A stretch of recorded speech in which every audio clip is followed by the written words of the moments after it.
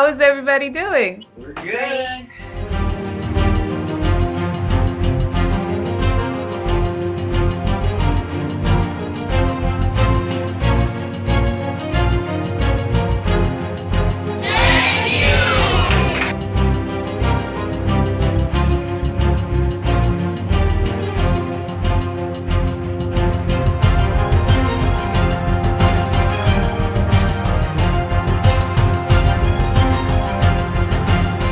We appreciate you. Thank you so much for being here with us. So I thought, since the topic of my session was let your voice be heard, that I would talk a little bit about my journey with my own internal voice and what that's looked like for me as a child, as a teenager, and where I am today as an adult with it. So a little bit about myself. I'm a real estate broker. I live in New Jersey.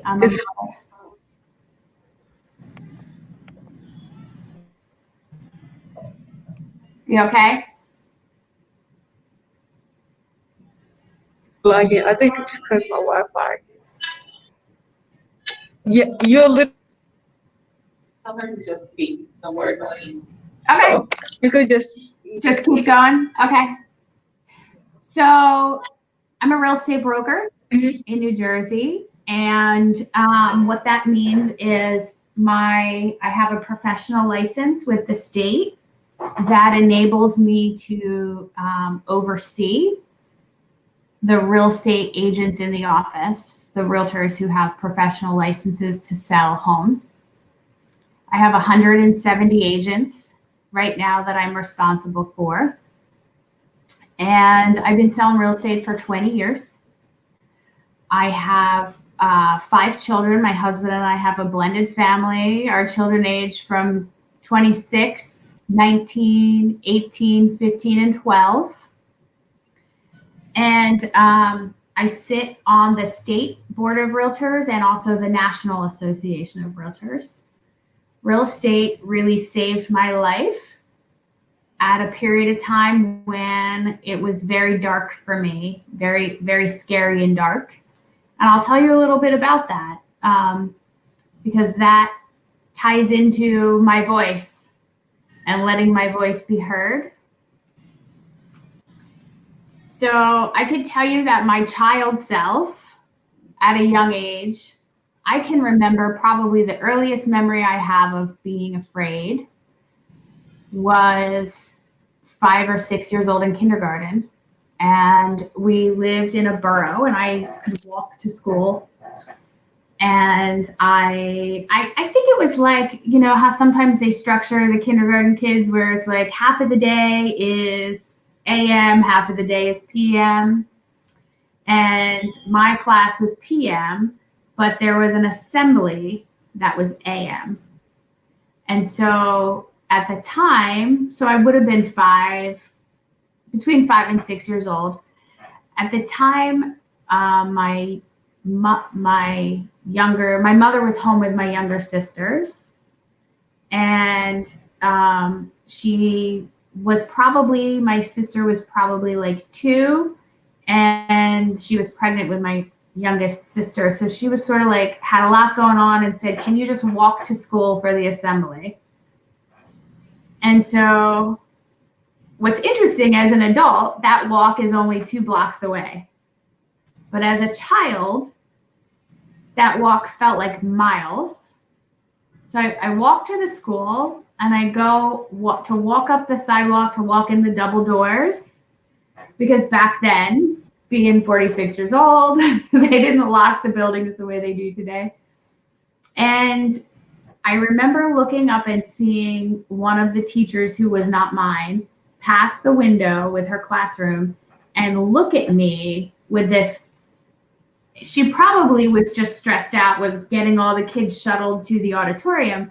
But the way that I internalized the way she looked at me scared the life out of me, made me feel uncertain, made me feel afraid, made me feel like I couldn't open the door and walk in that building and without feeling like I was being judged or looked at, or maybe I was going to get in trouble for something, which is completely an unreasonable fear as an adult, right? Looking at that situation. But as a child, it felt so real to me that instead of going into the school like I was supposed to, I went back home and I hid in my backyard and I played alone for what in my mind seemed like long enough period of time to be able to then go in the house and pretend to my mother that I had attended the assembly. And I remember like just going and sitting in the backyard. Maybe I was playing with sticks. Maybe I was playing with insects. I don't know. And eventually I went inside and my mother said to me, "How was your assembly?" And I said, "It was great." Completely lied at 6 years old, right? And I realized that I was more like, I was so afraid of what someone would think was thinking of me that I would put myself in a compromising situation, even at that age, to where I didn't have to face that fear. And I missed out on the assembly and I lied to my mother all over, feeling insignificant and feeling afraid. So then let's fast forward that, right? Let's take that fast to like 11 years old. I was so afraid of the dentist, like so irrationally afraid, that I would sit in the dentist chair and my whole body would be tense. And I would have to say to myself the entire time I was getting teeth cleaned or work done, I would have to say over and over and over and over again the entire time, Jesus, Jesus, Jesus, right? Because in my mind, we grew up in church, we grew up to love God. And so I thought that was the only thing I could think of to like calm my anxiety. And so like fast forward, right? So that's like 6-year-old me. And then there's 11-year-old me. And then the teenager me. And I remember feeling like there was a point in my life, like right around that, like 13 years old, I remember feeling like I wanted to have more interaction with my parents. I wanted to have more in-depth conversations with them. I remember thinking to myself that I should ask them to sit with me and read with me and pray with me. But I always like kept that inside. I kept it here. And I never let it be spoken outside. So naturally, what ends up happening at that age is you start looking for other people to connect with. You want to feel a sense of connection, a sense of identity, a sense of community. And I started finding that through the relationships that I was in, right? Like through the friendships that I had. So that looked different at different times. But what I feel like is so profound about that is really what I wanted is just to have like human connection with the people that love me. And my family was very loving, but they only communicated to a certain level. And we didn't talk about our fears and our hopes and our dreams. It was like, "Hi, honey, I love you. Here's breakfast." And so trying to find that as a teenager looked a lot like finding any group of people who would make me feel safe. Because I was afraid, right? My voice had always been like hidden here. And And that eventually started looking like at 16, 17 years old that I was friends with people who we were behaving in ways that we really shouldn't have been, right? There was a lot of parties, there was a lot of alcohol, and that led to things in my life that were unhealthy. And it led to relationships that were unhealthy. I found myself in high school, like I was so certain after I had this group of friends and we had all these experiences together and we'd go to parties together and honestly cut school together, that I was so certain that having a boyfriend was going to give me the identity that I needed.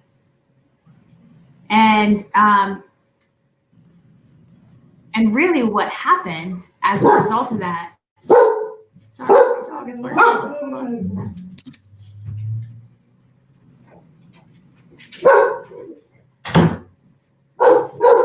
Okay, I'm back.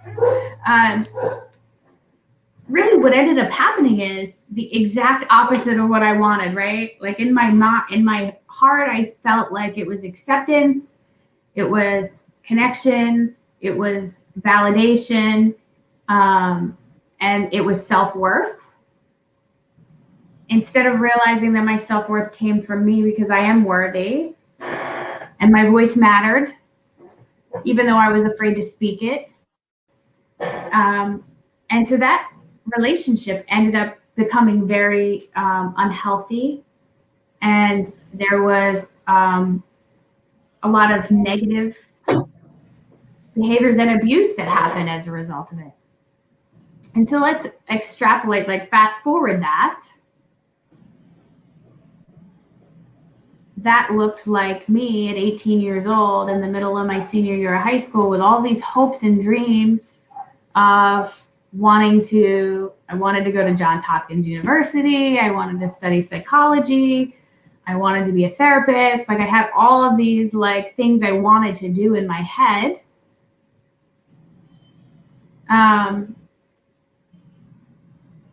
That really like just eluded me.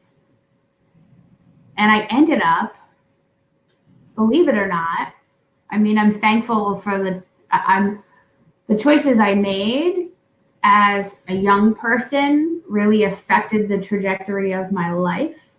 But I'm still thankful, mistakes and all, that I am who I am today because of it. But I quit school. It was like I had 4 or 5 months left of school and I quit because I was so hurt and angry and feeling rebellious against not even my parents, against a boyfriend. That was what I chose to do. So I quit school. And like the very next day, met someone else who ended up being my first husband. And I got married at 19 years old. And we had my oldest son, who's now 26. And that ended up being a very unhealthy relationship for me.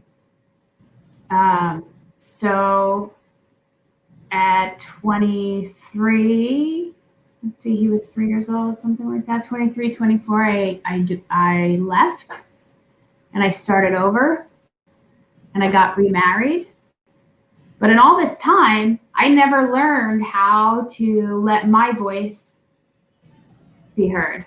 All this time I was giving my voice, giving my power to other people. And I never sat with myself long enough to like listen to really the direction of what my inner, like that still small voice that all of us have, right? That like little something that tells you, go be nice to that person today because they really need it. Or maybe you should sit down with your mother and give her an extra hug or have this conversation with her. And I just like always ignored myself. I always ignored that God-given voice that I had. So here I am, married a second time, had my second child, and I'm still a baby. And none of my None of the things that I thought I wanted in my life happened. And that ended up being yet another unhealthy situation. And I found myself, I was probably 25 years old, having to take care of myself and my 2 kids alone. And that is the point in time that I think I first listened to what the voice inside my voice was saying, right? I knew that I was going to have to make sure there was food on the table, make sure that we had a roof over our heads, and I was going to have to do it all alone.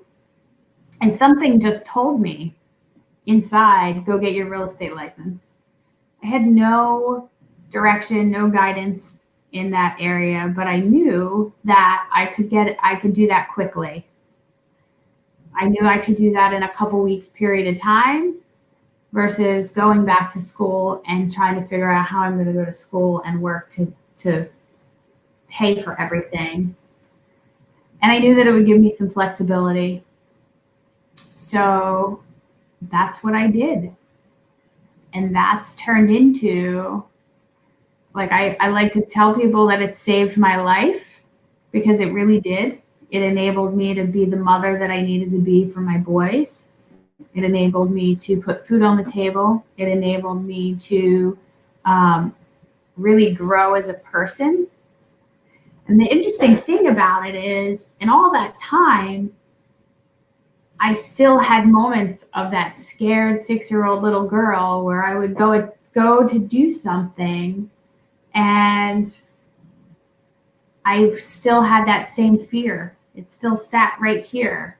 I was still like petrified to sit in front of a room of 15 investors to talk about what it looks like to invest in real estate in a certain area. Petrified. And I think back on that, right? Like there's a patterns that we all develop in life. And I think that being able to recognize them is the first step to how to break that pattern and how to step out. And I definitely think that, here I am at 46 years old, I'm almost a 50-year-old woman, and I'm still learning how to let my voice be heard. And the more I talk to people around me, and we get into the conversation of what does that look like for you, I realize that, like, so many of us in life have those moments. We have those fears. We have that sense of self that we hide from the world because it feels safer to hide than it does to take a step forward and speak your own truth. And so I thought about that, right? Like, I thought, okay, here I am talking to a bunch of teenagers who are youth, right? Who are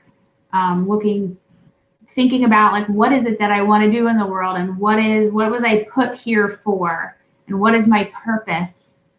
And I think to this day, many people in adulthood don't really know what is my purpose. They don't really know, and they're constantly searching for what that is.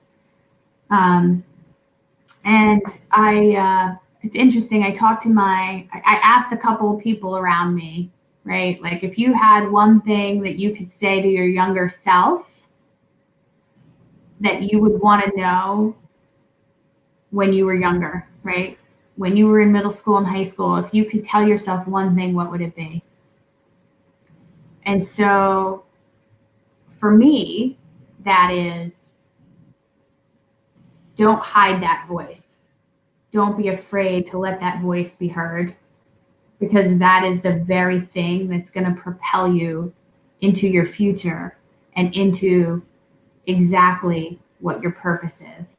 Sometimes we don't really know what that is until it unfolds in front of us. And I asked my sister, who's a nurse, she's a pediatric nurse. And I said, what is one thing that you wish you could, share with people or share with your younger self? If you could give advice to your younger self, what would it be? And she said a very similar thing, right? Like, face your fears. Don't be afraid. And I asked a girlfriend of mine who I've known for 20 years, if you could have one thing to tell your younger self, what would it be? And she said, don't be afraid. Don't be afraid to do things. Don't be afraid to try things. She said, I look back on my life and I realized that where I'm at today is directly related to me being afraid to do different things, me being afraid to go by myself and try something, me being afraid to try something new that the people around me aren't trying.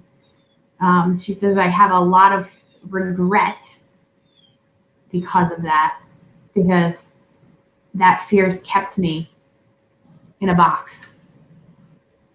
And so here's I'm like, wow, that's kind of a common theme, right? Like everyone's saying, if I could tell my younger self what would I want to learn, what would I want to know? It's not to be afraid, to still step up and let your voice be heard. I think the most important voice is the one that's inside of us, because that's who we are. That's who God made us. God has imparted into us so many amazing and wonderful and powerful things. And unless we trust him enough to know to like say what he's put in here, then we're gonna stay throttled in our lives. Yeah. So let's see what else. I think heart-centered communication is really important in all of that. It's interesting. I had this conversation with a client of mine yesterday, actually 2 days ago. And then since then, every day she's been calling me and asking me to walk her through things because she's so stuck and afraid in her head about all of the decisions she needs to make for selling her home and buying a new home and what her life will look like.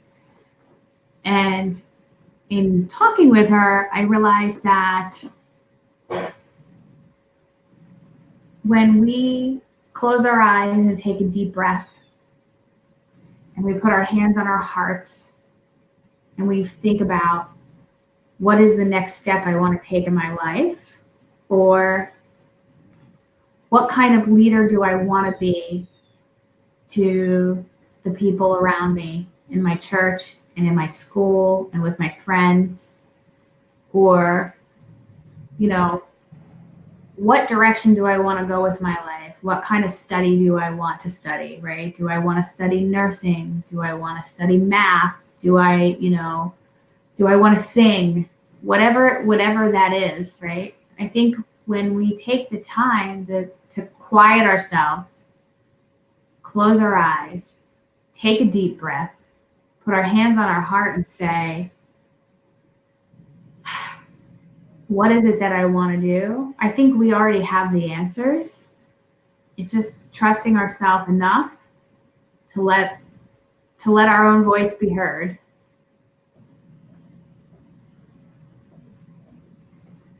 We have 10 more minutes. Okay.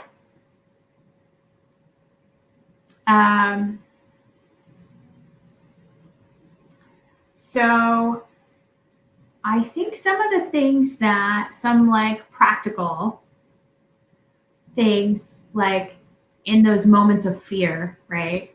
Because my anxiety could be so high in a moment when I'm getting ready to walk into a room and speak to people that I think one of the practical things is getting yourself, taking some deep breaths.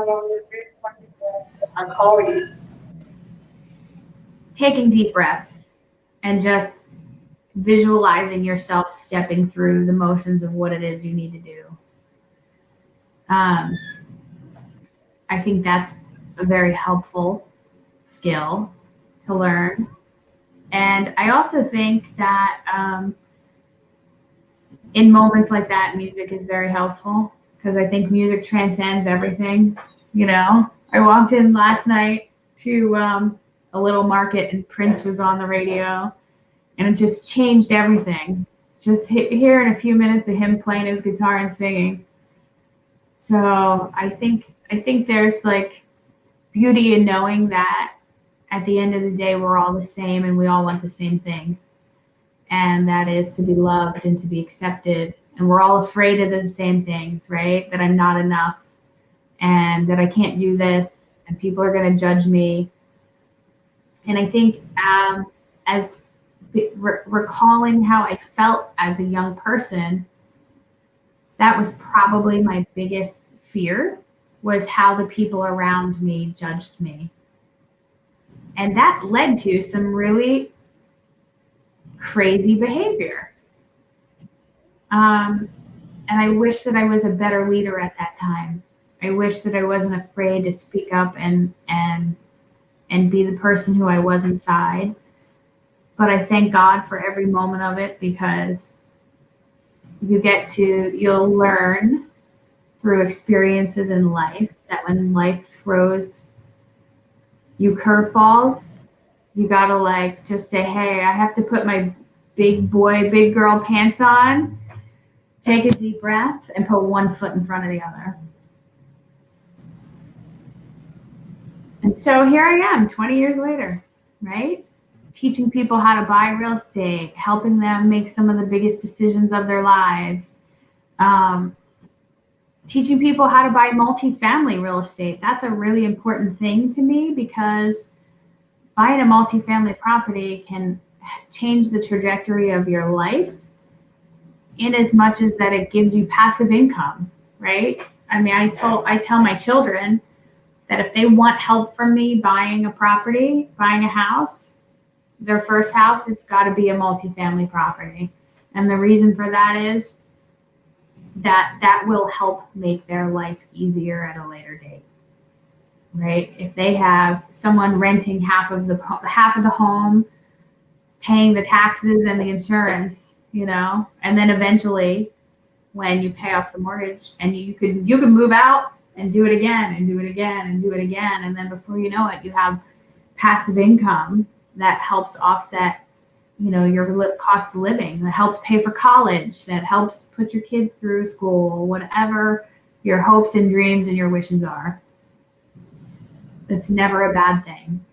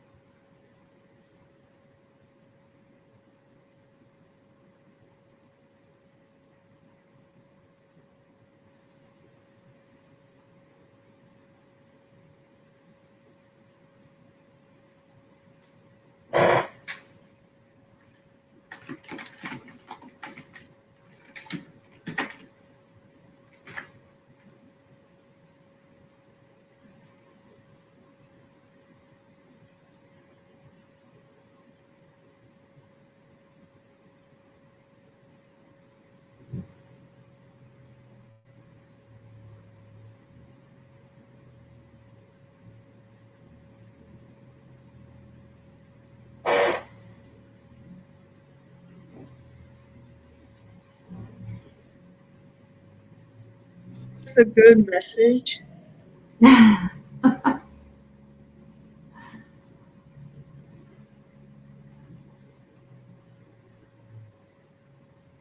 One of the best things to remember about that is that we're never alone.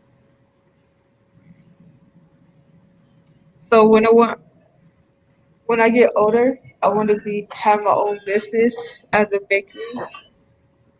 You want to have a bakery? Teresa? Yes. Oh, that's amazing. So you're going to like to get up at 4 a.m.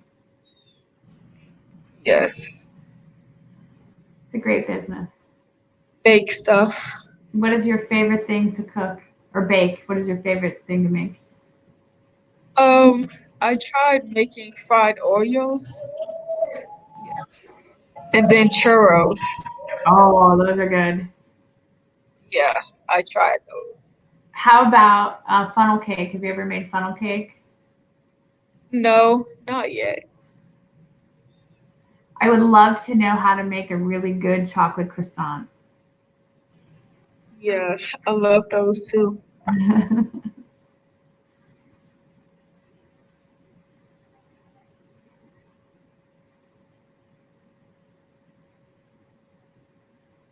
So we have 3 more minutes left.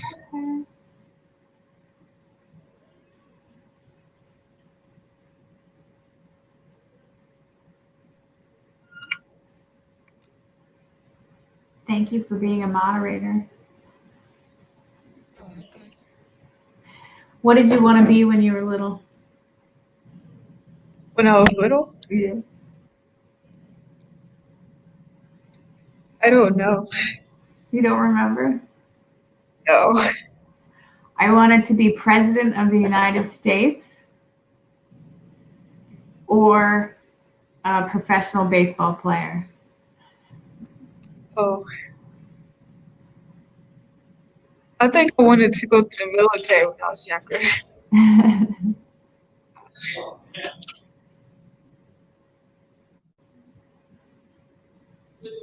Where you from? I'm in New Jersey. New Jersey. Oh, I'm from Brunswick. Okay. I used to live in New Jersey. You did? Where?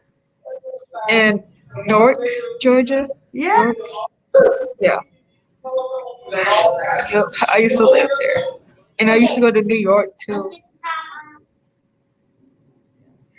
I love New York. But where I live is west of Newark. Newark is about 45 minutes east of me. So I live, like we have farmland behind us and it's like lots of wide open spaces, which is very beautiful. Oh. It's nice talking with you. Thank you. Thank you so much for being here with me.